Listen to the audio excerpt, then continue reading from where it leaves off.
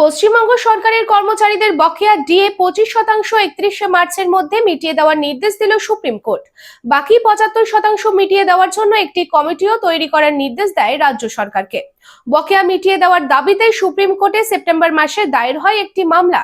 এই মামলায় বৃহস্পতিবার সুপ্রিম কোর্টের ডিভিশন বেঞ্চের বিচারপতি সঞ্জয় কারোল এবং বিচারপতি প্রশান্ত মিশ্র জারি করে এই নির্দেশ। এই ডিএটি 2019 সাল থেকে বকেয়া আছে সরকারি কর্মচারীদের। टाइगर हाउस में आपका स्वागत है, जहां हर दीवार में है टाइगर की ताकत।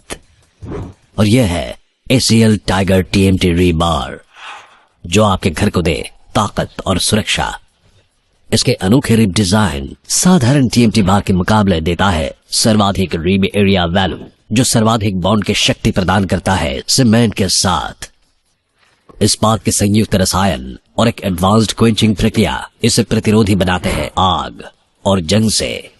कार्बन एंड मैंगनीज के संतुलित अनुपात इसे देता है सर्वोत्तम लचीलापन और प्रसारण की क्षमता, जो रखे भूकंप से सुरक्षित।